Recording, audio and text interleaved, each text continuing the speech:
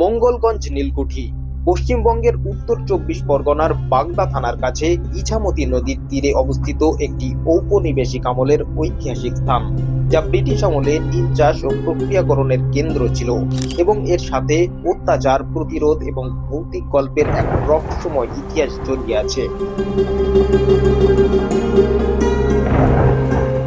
বনগাঁ বাগদা ইছামতি তীরবর্তী অঞ্চলের হাজারো চাষিকে নির্মম অত্যাচার করে মেরে ফেলা হয়েছে এই নীলকুঠির অন্দরে।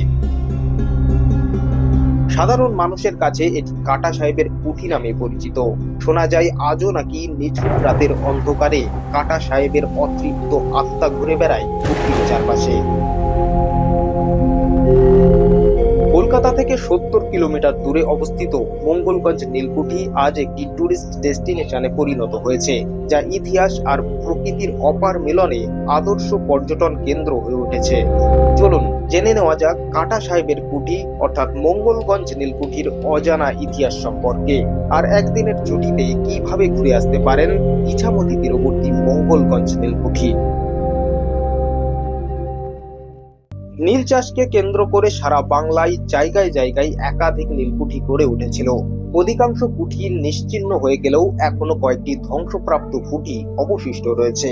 তার মধ্যে মঙ্গলগঞ্জ নীলকুঠি হলো একটি অন্যতম। ১৯ শতকের শুরুতে ব্রিটিশ ইস্ট ইন্ডিয়া কোম্পানির আমলে এই নীলকুঠিটি গড়ে ওঠে। প্রায় ৬৪ বিঘা জমি জুড়ে বিস্তৃত এই কুঠিটি ছিল ওই অঞ্চলের নীল প্রক্রিয়াকরণ এবং ব্যবসার মূল কেন্দ্র।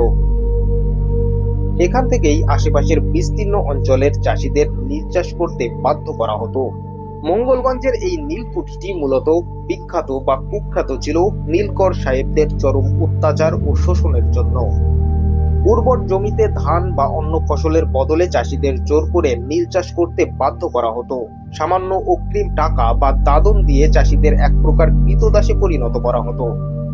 কুঠির ভেতরে একটি অন্ধকার ঘর বা নির্যাতন কক্ষ ছিল, যেখানে কথা না শোনা চাষিদের আটকে রেখে চাবুক মারা হতো, অনাহারে রাখা হতো এবং অনেক সময় পিটিয়ে মেরে ফেলা হতো। মঙ্গলগঞ্জের এই কুঠিকে কেন্দ্র করে একটি ঐতিহাসিক লোকগাথা প্রচলিত আছে। নীলকর সাহেবদের নির্মম অত্যাচারে অতিষ্ঠ হয়ে একসময় স্থানীয় চাষিরা বিদ্রোহ ঘোষণা করেন। লোকশ্রুতি অনুযায়ী প্রজাদের উপর নীলকর সাহেবদের অত্যাচারের মাত্রা ছাড়িয়ে যাওয়ায় এক ক্ষুব্ধ বিদ্রোহী চাষি একজন অত্যাচারী ইংরেজ নীলকর সাহেবকে তলোয়ার দিয়ে মাথা কেটে নিয়েছিলেন। এই ঘটনার বহু বছর পেরিয়ে গেছে, তবুও স্থানীয়ভাবে মানুষের মুখে মুখে এই ধ্বংসাবশেষটির নাম কাটা সাহেবের কুঠি হিসাবে রয়ে গেছে। স্থানীয়ভাবে মনে করা হয় রাতের অন্ধকারে যখন পুরো কুঠি নিঝুম হয়ে যায়, তখন নাকি সেই অতৃপ্ত কাটা সাহেবের আত্মা ঘুরে বেড়ায় কুঠির চারপাশে। আর তাই সেই ভৌতিক অ্যাডভেঞ্চারকে উপলব্ধি করতে দূর দূরান্ত থেকে মানুষ বেড়াতে আসেন মঙ্গলগঞ্জ নীলকুঠিতে। পাশ দিয়ে বয়ে যাওয়া ইছামতি নদী ও বিভূতিভূষণ বন্যপ্রাণী অভয়ারণ্যের কারণে এই স্থান এক মনোরম অফবিট পর্যটন কেন্দ্রে পরিণত হয়েছে। সোশ্যাল মিডিয়ার দৌলতে লোকচক্ষুর আড়ালে থাকা এই ঐতিহাসিক স্থান আজ একটি টুরিস্ট ডেস্টিনেশনে পরিণত হয়েছে। যেখানে ভালো পথঘাট ছিল না, সেখানে আজ পর্যটনের কারণে ধীরে ধীরে ডেভেলপমেন্ট শুরু হচ্ছে।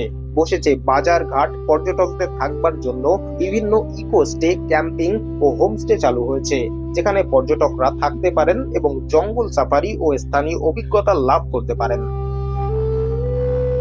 মঙ্গলগঞ্জ নীলকুঠি বনগাঁ থেকে প্রায় ২৫ কিলোমিটার দূরে অবস্থিত এবং কলকাতা থেকে প্রায় ৭০ কিলোমিটার দূরে। শিয়ালদহ থেকে ট্রেনে চাকদহ বা বনগাঁ পর্যন্ত যাওয়া যায়। চাকদহ বা বনগাঁ থেকে বাসে বা অটোতে নাটাবেড়িয়া পর্যন্ত গিয়ে সেখান থেকে টোটোতে করে মঙ্গলগঞ্জ নীলকুঠি পৌঁছানো যায়। এখানে থাকবার জন্য তৈরি হয়েছে বিভিন্ন রিসর্ট, হোমস্টে ইত্যাদি। রয়েছে ক্যাম্পিং এর ব্যবস্থা। চাইলে রাতের অন্ধকারে ভৌতিক অ্যাডভেঞ্চারেও শামিল হতে পারেন। একটা সময় যেখানে লোকজন ভয়ে পা রাখতো না, যা মানুষের অলক্ষ্যে থেকে গিয়েছিল, সেটি এখন পর্যটকদের কাছে জনপ্রিয় গন্তব্যে পরিণত হয়েছে, যা প্রকৃতি ও ইতিহাসের মিশ্রণ ঘটায়।